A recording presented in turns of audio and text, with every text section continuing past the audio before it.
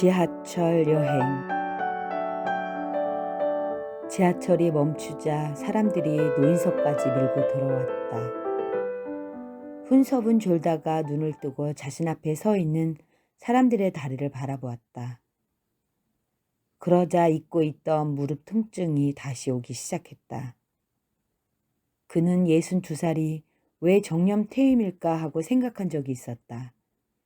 그러나 이제야 왜 그러는지 알 것 같았다. 그 나이 때부터 훈섭의 무릎 관절은 시리도록 아팠고 한쪽 손은 잘 올라가지도 않았다. 그래서 그가 죽전에서 지하철을 타고 서울에 있는 병원을 다닌 것도 벌써 몇 년이 되었다. 그동안 전혀 움직일 수도 없었던 그의 왼팔은 겨우 두 손을 뻗쳐 나란히 하고 섰을 때 12각도로 올라갔다. 여전히 그 이상의 각도를 벌리려고 하면 어깨가 아파서 견딜 수가 없었다. 그는 엑스레이를 찍고 약을 먹으며 치료를 받고 나서야 겨우 이 정도라도 올리는 게 가능했다. 이날도 그는 서울에 있는 척추관절염 전문병원에 가기 위해 지하철을 탔다. 10시가 넘어 사람들이 별로 타지 않을 것이라고 생각했는데 오산이었다. 훈섭이 앞으로 흰 와이셔츠에 검정 바지를 입은 젊은 남자가 가방을 메고 서 있었다. 훈섭은 젊은 남자의 가방을 들어줄까 하고 손을 뻗치려고 하자 언제 알아챘는지 "아, 됐어요." 하며 손으로 가방을 자신의 배 쪽으로 끌어당겼다. 훈섭은 괜히 물어봤나 싶어 겸연쩍어 다시 눈을 감았다. 지하철은 여름인데 에어컨도 시원하게 나왔고 자리도 계속 앉아서 오니 편했다. 그는 올해부터 지하철을 무료로 탈 수 있는 65살이 되었다. 그러나 기쁘기보다 이상하게 마음이 무거웠다. 누가 뭐라고 하지도 않는데 괜히 눈치가 보였다. 일단에 사람들이 나가자 지하철 안은 숨통이 트였다. 그러자 3명의 나들이 차림의 사람들이 들어와 훈섭의 옆자리에 앉았다. 나머지 한 사람은 자리가 없어 할 수 없이 손잡이를 잡고 섰다. 그들은 동두천으로 냉면을 먹으러 가는 모양이었다. "이렇게 더울 때는 지하철이 최고야." 서 있던 남자는 주위의 사람들을 의식하며 두리번거리며 말했다. 그러자 바로 훈섭이 옆에 앉은 한 남자가 말했다. "나이 들어서 제일 좋은 건 지하철 타는 것밖에 없어." 훈섭은 그 얘기를 듣자마자 무릎 관절이 콕콕 쑤시는 것을 느껴 얼른 손을 무릎에 가져가 주물렀다. 그러자 서 있던 남자가 훈섭을 흘끗 바라보더니 씁쓸한 미소를 지었다. 그들은 서로 동두천에 있는 냉면이 맛있느냐고 물었고 거기는 확실히 모르겠고 종묘 쪽에 곰보냉면이 진짜로 맛있다고 하였다. 그런데 최근 가보니까 바뀌었다고. 그들의 대화는 잠시 동안 끊겼다가 훈섭의 옆에 앉은 두 번째 남자가 말을 하자 다시 이어졌다. "나는 또 오이도 가고 싶다. 거기서 내려 택시 타고 제부도 가는 것도 좋고. 다음에는 문산역으로 가서 임진각에 가자." 그러자 옆에 앉은 친구가 "나도 오래전에 가고 안 가봤네. 통일동사는 갔는데 DMZ 안으로는 못 들어가 봤어. 더 걷기 힘들기 전에 가봐야겠어." 그들이 떠들 때 훈섭에게 문자가 왔다. 한 여사였다.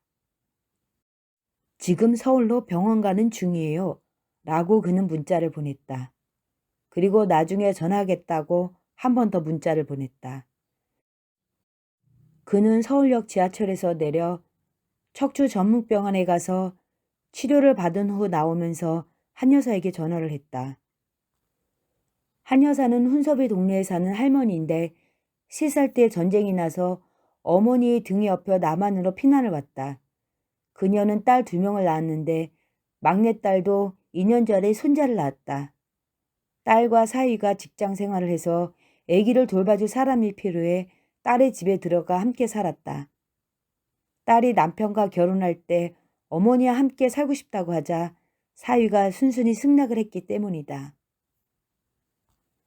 훈섭은 한 여사가 전화기에 대고 훌쩍이는 소리에 당황했다. 한 여사님, 무슨 일 있으세요? 그녀는 서울에 돌아오면 상의할 문제가 있으니 좀 만나자고 하였다. 그는 방금 치료가 끝났으니 아무 때나 봐도 상관없다고 하자 한 여사는 잠깐 멈칫하더니 대화를 중단했다.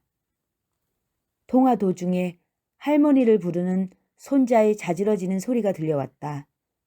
한 여사는 그럼 저녁에 보자고 하며 서둘러 끊었다. 그는 곧장 집에 가기에는 점심시간이 훌쩍 지나가 버려 어디 들어가서 점심을 먹고 싶었다. 그래서 서울역 안으로 들어갔으나 문득 종로 탑골공원에 가고 싶어졌다. 오래전에 탑골공원을 오고 그 후로는 언론에서 가끔 들었을 뿐이다. 서울에 살지 않으니 작정을 하지 않으면 가기도 쉽지 않았다. 지하철 종각에서 내려 탑골공원까지 걸어갔다. 공원 문 밖에는 노인들이 앉아서 바둑이나 장기를 두었다. 탑골공원 안으로 들어가자 그곳도 마찬가지였다. 이곳에 젊은이들은 없고 오로지 노인들만 있자 좀 답답해졌다. 자신도 늙었지만 이건 아닌데 하는 생각이 불현듯 들었다. 여기는 젊은이건 늙은이건 누구나 와서 머물다가는 흐르는 물과 같은 곳이어야 하는데 오랜만에 온 공원은 갈데없는 노인들의 마지막 휴식처 같았다. 그는 원곽사지 10층 석탑이 유리관에 있기 전에 왔었던 때를 기억했다. 그때는 아내가 살아있었을 때고 경영하던 슈퍼마켓도 그럭저럭 잘 되었다.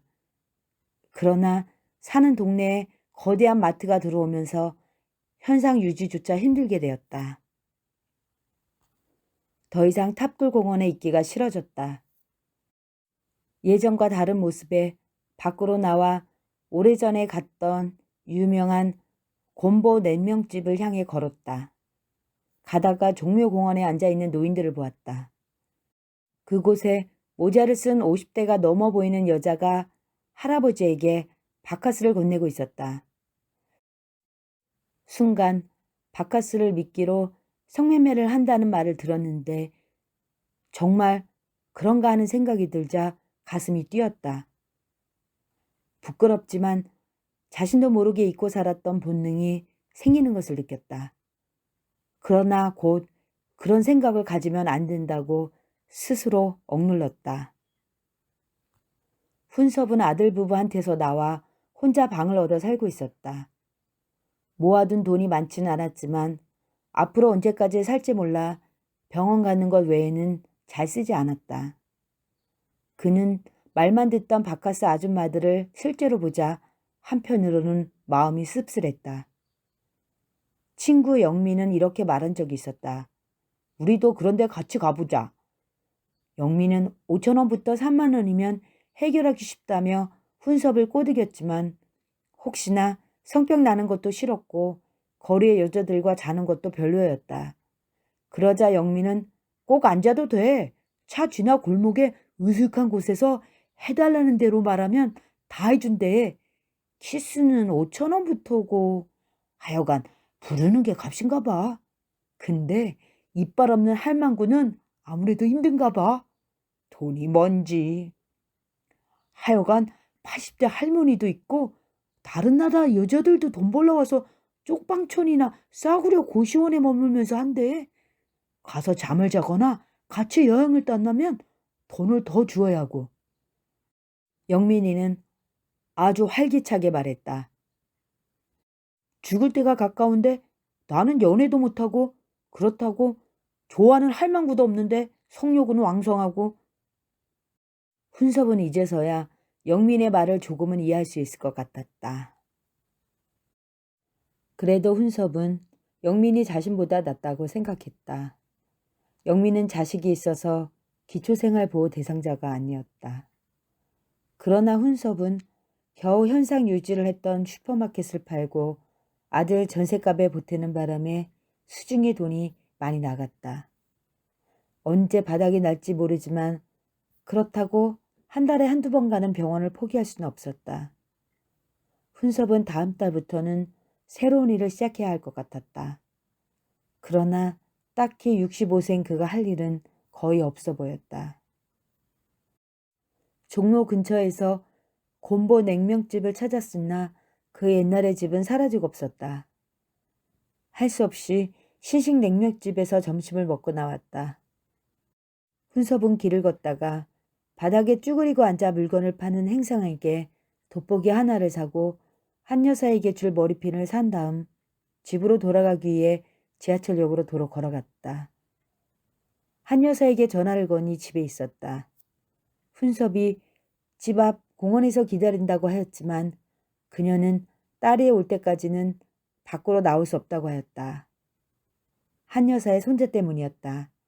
하지만 곧 딸이 올 시간이 되니 조금만 기다려달라고 하였다.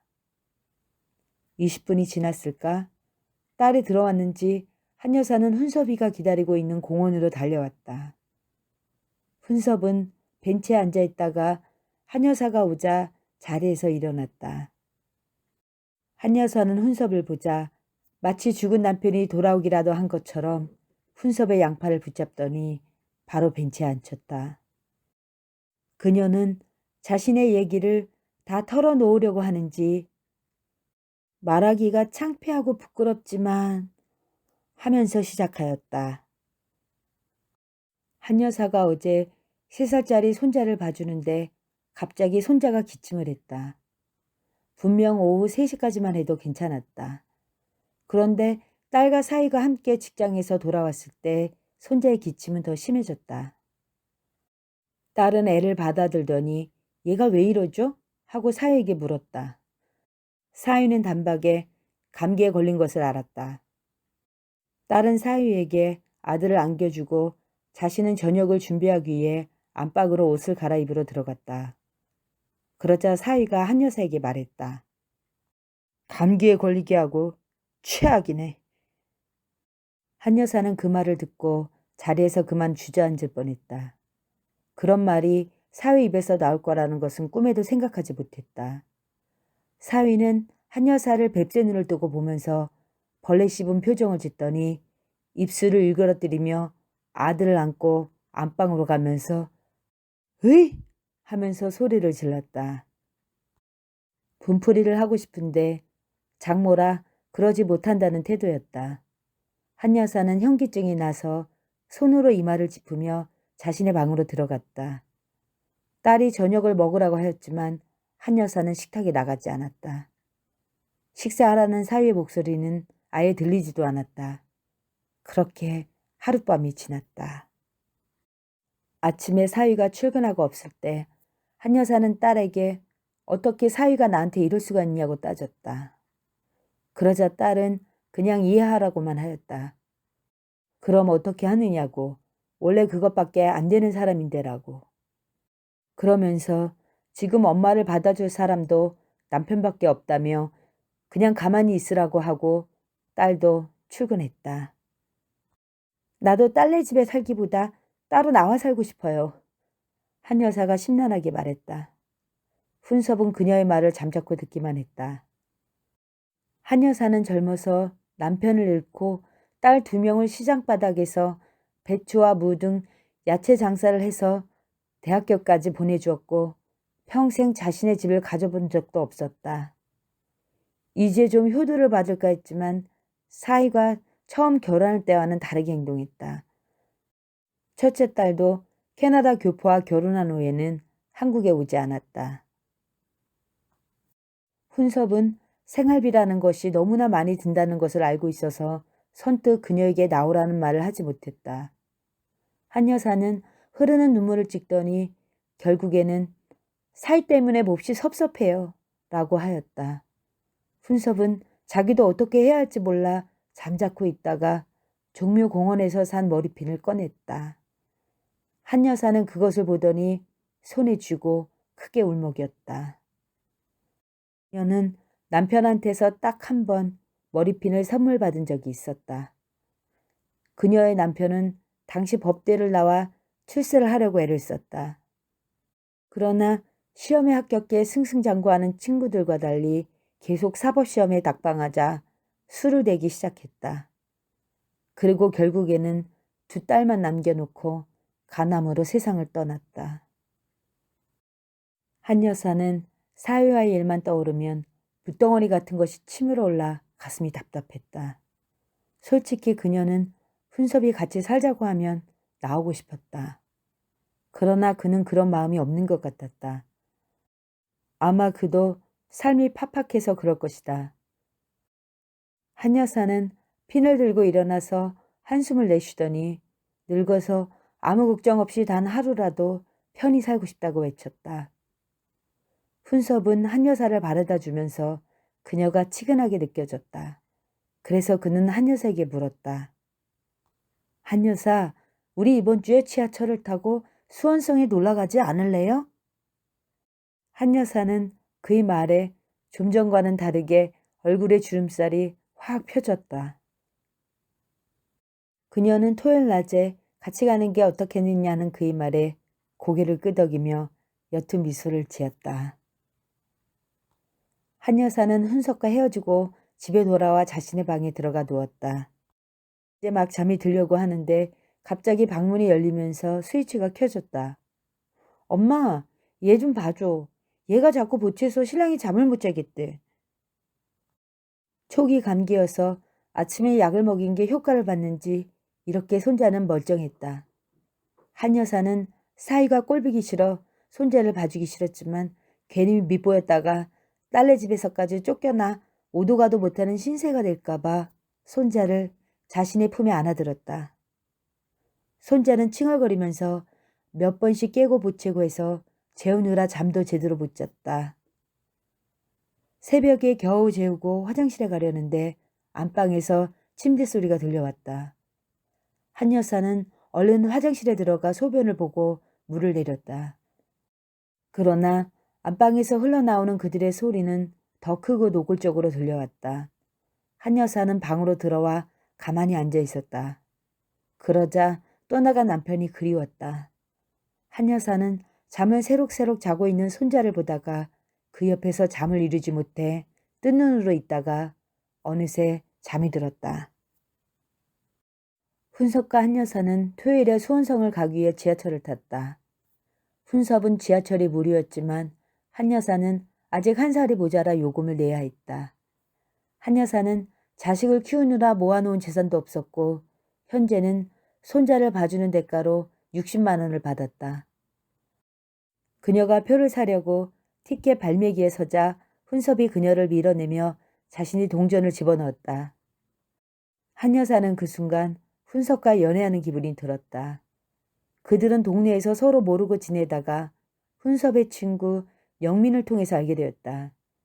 영민의 아내와 한 여사는 오래전에 친구여서 잘 지냈다. 그러나 영민의 아내가 1년 전에 죽고 나서 영민은 한 여사에게 접근하였다. 한 여사는 친구의 남편이어서 영민이 다가오는 게 싫었지만 무엇보다도 영민을 좋아하지 않았다. 한 번은 영민이 한 여사의 손을 잡으려고 공원에서 실갱이를 벌이고 있는데 훈섭이 바람을 쐬러 나왔다가 그들을 발견하고 못 본 척 접근해 둘 사이를 떼주었다. 그 후 한 여사는 마치 훈섭이 구원이라도 되는 것처럼 그를 좋아하게 되었다. 그들은 수원성을 둘러보고 그 근처에서 점심을 먹은 뒤 지하철을 탔다. 그들은 노인석에 앉았는데 함께 앉을 수 있는 자리가 없어 할 수 없이 한 여사와 훈섭은 반대편에 마주보며 앉아가야 했다.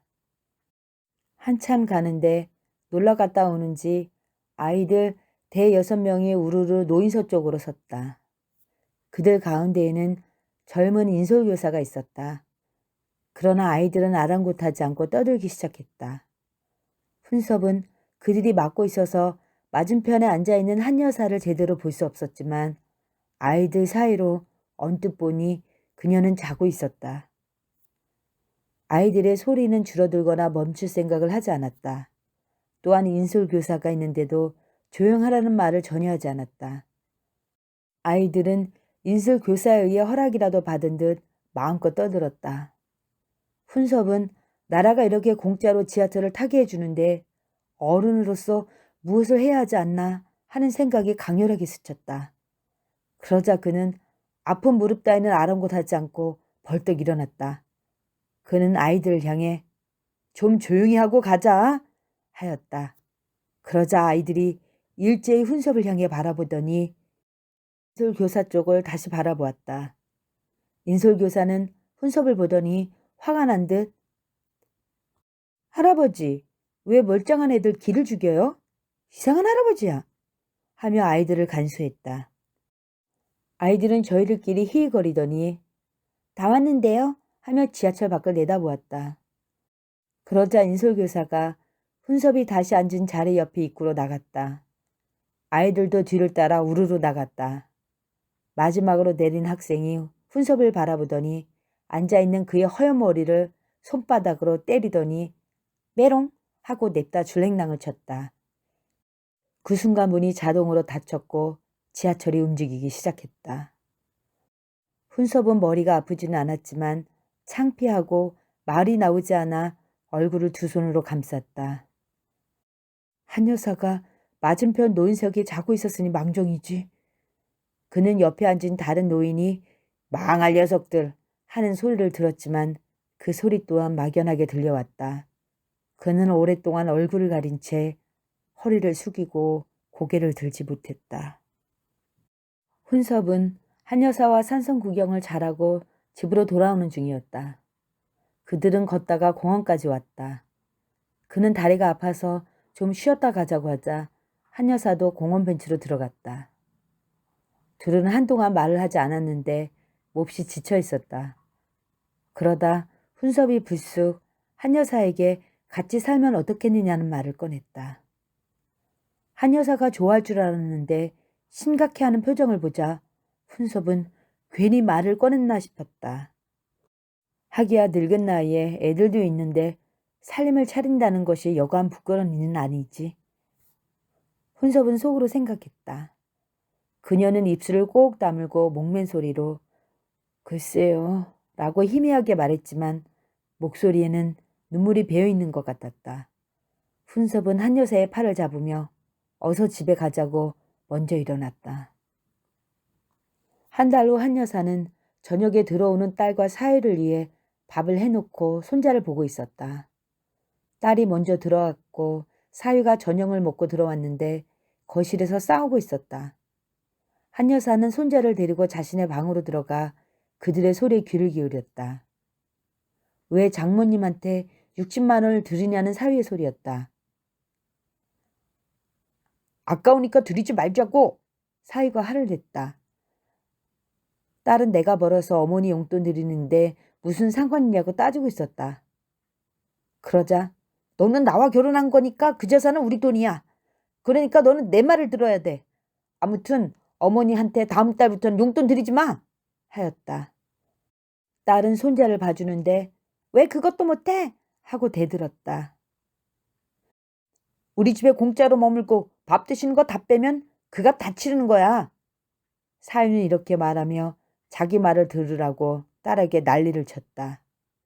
한 여사는 물끄러미 딸에게 받았던 수고비를 넣어둔 서랍을 바라보았다. 그 순간 손자가 울었다. 밖에서 안방문 닫히는 소리가 쾅 하고 나더니 사위의 목소리가 잠잠해졌다. 딸이 문을 열고 한 여사의 방으로 들어와서 괴로운 표정으로 엄마, 나 남편 때문에 미치겠어요. 하며 손자를 받아 안고 식사하러 나오라고 하였다. 한 여사는 니들 오기 전에 먹었다며 식탁으로 나가지 않았다. 아직 새벽이 밝지 않아 어두웠다. 한 여사는 잠자리에서 일어나 불 켜지 않고 식탁으로 가더니 서랍에서 꺼낸 60만 원을 고이 올려놓고 어두운 새벽으로 쓰러질 듯 나아갔다. 한 여사는 나오자마자 모자 마스크를 쓰고 배 안에 구겨 넣은 누런 자루 하나를 꺼냈다. 그리고 공원을 향해 걸어갔다. 휴지통에 알루미늄 캔이나 폐유지가 있나 통을 열었다. 이미 다른 사람이 뒤졌는지 아무것도 없었다. 그녀는 공원의 다른 통을 열어보았지만 그 안에는 담배꽁초와 더러운 침, 여러 가지 음료에서 나온 물과 먹다 버린 음식에서 썩은 냄새가 진동했다. 그러나 그 속에서 한 여사는 알루미늄 캔을 하나 발견했다. 그것을 꺼내려다가 목장갑이나 집게를 가져오지 않았다는 것을 알았다. 그녀는 순간 후회했다. 잠깐 망설이다가 악취가 나는 휴지통 속으로 손을 집어넣어 보석이라도 되는 듯 그것을 움켜쥐었다. 날이 환히 밝기 전에 동네 한 바퀴를 돌며 깡통과 폐유지를 줍게 돌아다녔다. 한 여사가 깡통과 폐유지를 주어 근처 고물상에 팔려고 갔지만 킬로에도 미치지 못한다고 하였다.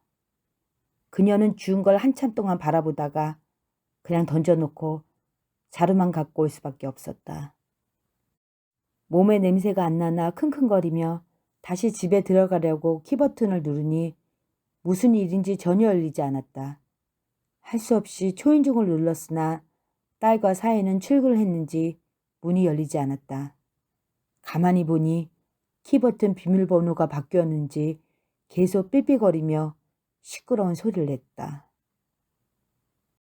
훈섭은 영민과 함께 서울역 근처에 있는 병원에 가서 약 처방을 받은 후 밖으로 나왔다. 영민도 허리가 쑤시고 아프다고 해서 같이 왔다. 이 병원이 유명하다고 하여 왔지만 나이 든 사람들에게는 그 병원이 그 병인 것 같다고 영민이 투덜댔다. 영민은 그냥 가지 말고 탑골 공원에서 좀 쉬었다 가자고 하였다. 영민은 종로 쪽에 아는 친구가 있었다. 그래서 훈섭은 영민과 함께 종로 상가에서 내려 낙원상가 뒤쪽에서 식사를 하고 그의 친구를 만나러 함께 갔다. 수찬이라는 친구는 거의 탑골 공원에서 살다시피 한다고 영민이 말했다. 그들이 공원 안으로 들어가자 영민은 수찬을 발견하고 아는 척을 했다. 훈섭은 그에게 인사를 했고 수찬은 노란 눈으로 내가 간이 안 좋아서요 하며 묻지도 않았는데 크게 들으라는 듯이 영민 쪽을 바라보았다. 영민은 수찬을 보고 나서 잠깐 동안 얘기를 했는데 수찬은 거의 탑골공원 외에 갈 곳이 없는 모양이었다. 여기가 유일한 마지막 통로야. 막다른 골목이지. 내가 있어야 할 곳이 여기밖에 없어. 누가 이렇게 황달이 걸려 내일 모레 하는 사람을 받아주겠어? 수찬의 말에 영민은 씁쓸해졌다. 수찬은 종로의 어느 쪽방촌에서 사는데 이곳이 그에게는 삶의 마지막 장소처럼 느끼는 모양이었다. 훈섭은 그들의 대화를 듣고 있다가 함께 술을 마시러 갔다. 수찬은 눈 때문에 술을 먹는 대신에 국수 한 사발을 시켰다. 영민과 훈섭은 간단하게 막걸리를 먹고 포장마차에서 나왔다. 훈섭은 한 여사 때문에 얼른 집에 가고 싶었지만 영민은 갈 생각을 하지 않고 수찬과 떠들어댔다. 그때 그들이 앉아서 쉬고 있는 공원 벤치로 한 아주머니가 다가와 말을 시켰다. 연애를 하자는 거였다. 영민은 그 말에 수찬의 얼굴을 보았고 수찬은 마음대로 하라는 듯이 그에게 가부라는 손짓을 했다. 이때다 싶었는지 훈섭도 집에 안 가겠으면 나 먼저 가겠다고 하며 일어났다. 영민은 그러라며 고개를 끄덕였다. 훈섭은 수찬에게 인사를 하고 지하철을 타기 위해 걸어갔다. 가다가 뒤돌아보니 영민이는 사라지고 없었고 혼자 앉아있던 수찬이 한 아주머니와 떠들고 있었다. 뉴스에서 들었던 성매매를 하기 위해 흥정하는 사람이 있다고 하는데 혹시 아닌가 하는 생각이 들었다. 훈섭은 얼른 고개를 돌려 발길을 재촉했다. 훈섭은 낮술을 해서 알딸딸했지만 기분이 좋았다. 그는 지하철에 타자마자 노인석으로 가서 앉았다. 앞좌석에는 젊은 청년이 앉아서 눈을 아래로 보고 이어폰으로 음악을 듣고 있었다. 다음 정거장에서 문이 열리며 할머니 한 분이 노인석 쪽으로 다가왔다.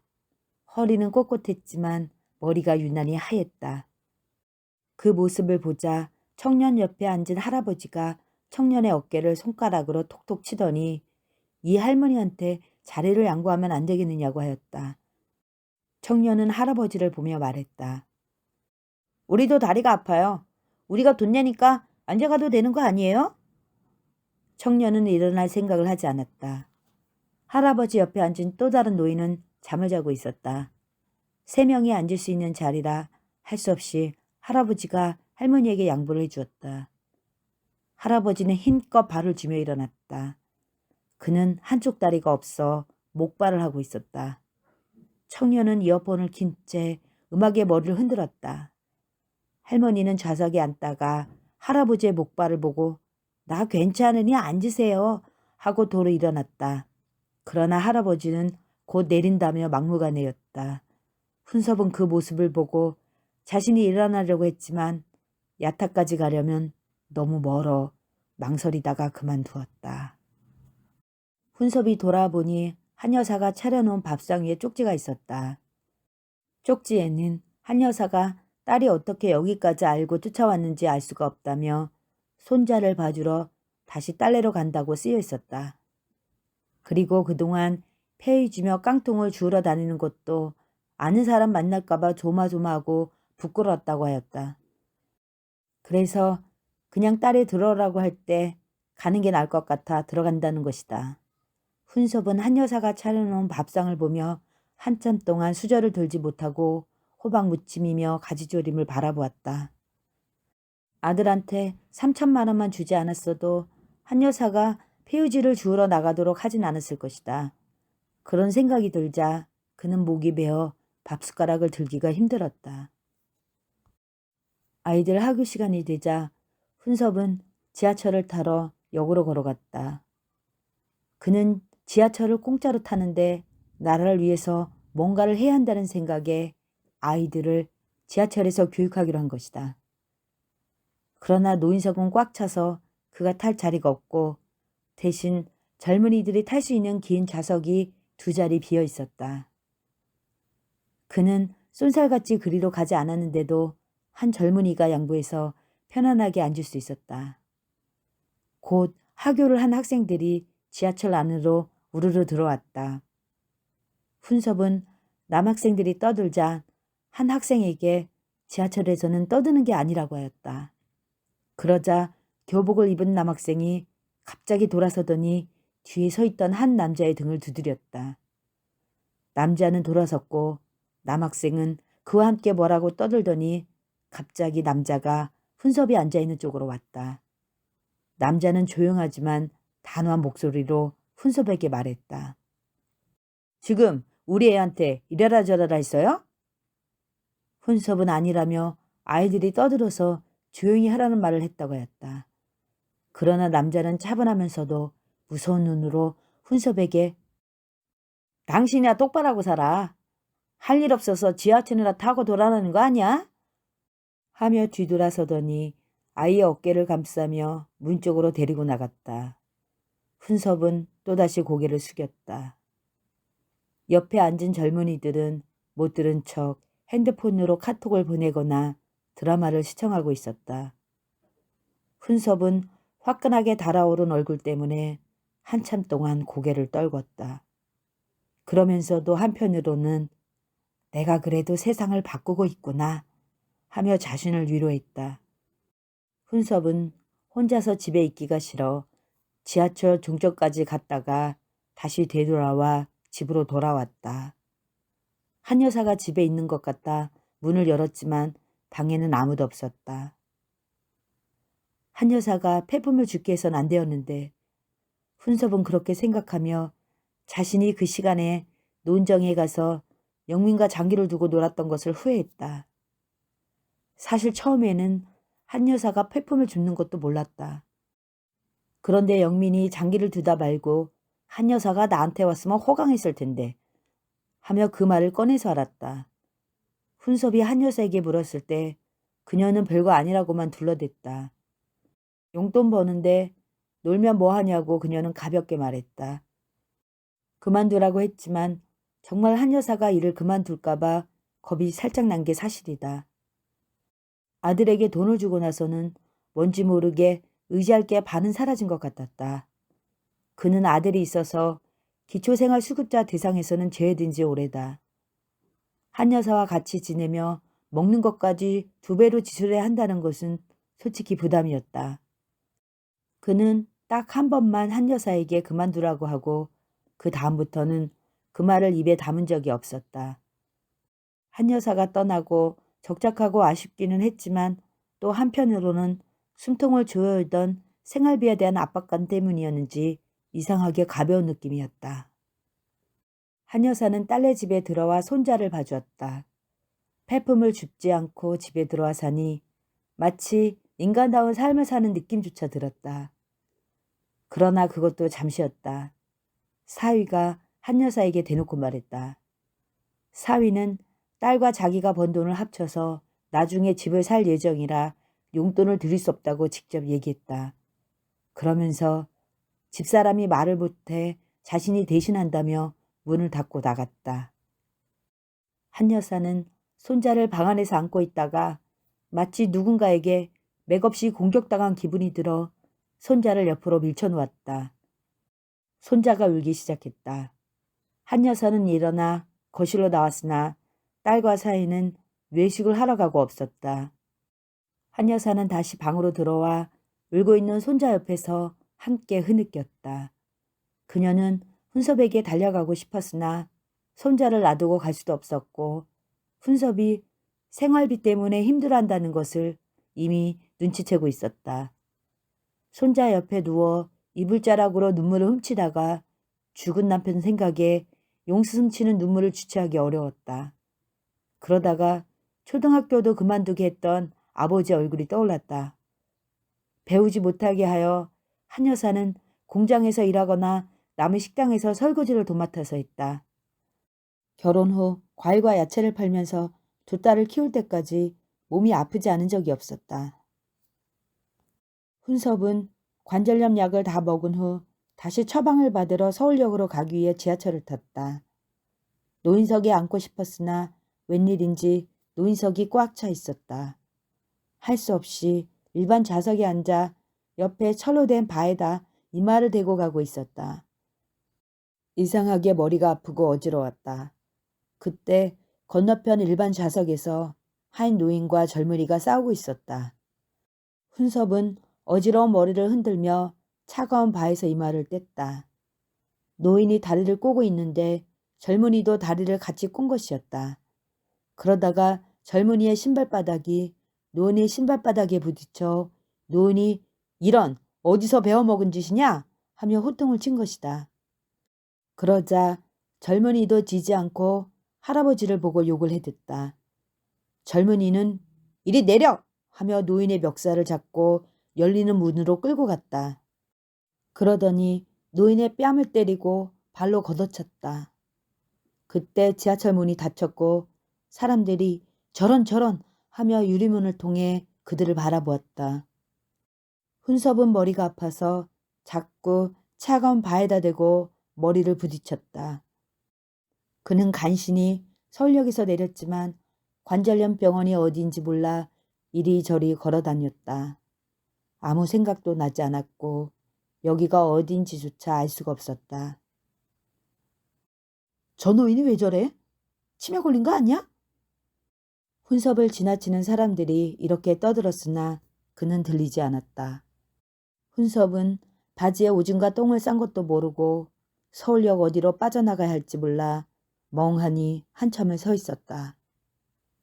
사람들은 그를 피해 바쁘게 어디론가 갔고 그의 곁에 지나가던 사람들은 코를 움켜쥐며 어이없이 바라보았다. 바쁘게 걸어가던 사람이 그를 세게 밀쳐 훈섭은 바닥에 엎어졌다. 그는 이마가 까졌으나 전혀 아프지 않았다. 훈섭은 바닥에 주저앉아 있으면서도 "미안해요, 미안해요" 하고 계속해서 중얼거리며 손을 내저었다. 한 여사는 일주일 후에 다시 훈섭의 집으로 못 살겠다고 갔지만 그의 짐은 모두 사라지고 없었다. 그녀가 주인에게 묻자 훈섭이 치매에 걸려 아들이 데리고 갔다고 하였다. 한 여사는 훈섭을 더 이상 만날 수가 없어 우두커니 서 있다가 떠나기 전에 유리로 된 좁은 부엌문을 열었다. 텅 빈 부엌 안에는 한때 그녀가 훈섭을 위해 요리를 했던 가스레인지가 그을린 채 그대로 있었다. 한 여사는 딸네 집으로 다시 걸어가고 있었다. 딸은 둘째를 임신해서 사위가 기뻐했다. 그러나 한 여사는 딸의 집으로 가고 싶지 않았다. 그녀는 치매에 걸려 서울역에서 힘들게 헤맸을 훈섭의 모습과 수원성에서 자신의 손을 잡아주었던 그가 떠오르자 울음이 북받쳤다. 한 여사는 딸의 집으로 가는 대신 훈섭이 갔었던 서울역으로 가고 싶었다. 그러나 막상 서울역에 내리니 갈 곳이 없었다. 한 여사는 한참 동안 지하철 벤치에 앉아 있었다. 그러다가 다시 지하철을 타고 종로 3가로 갔다. 그곳에 가면 왠지 먹고 사는 문제가 해결될 것 같았다. 어스름 저녁이 왔다. 한 여사는 공원에 혼자 앉아 있거나 돋보기, 라이터 등 쪼그리고 앉아 잣발을 파는 노인들을 보며 천천히 걸었다. 그러다가 공원 화장실 앞 무가나무 밑에서 혼자 담배를 피우는 노인을 발견했다. 한 여사는 화장실에 들어갔다 나와도 노인이 있다면 그에게 말을 걸겠다고 다짐했다. 그녀가 다시 나왔을 때 노인은 여전히 무가나무 밑에 앉아 있었다. 한 여사는 화장실에서 수없이 되뇌었던 나와 연애하실래요? 라는 말을 입으로 중얼거렸다. 그리고 머리에 꽂은 핀을 매만지며 천천히 무가나무 쪽을 향해 걸어갔다.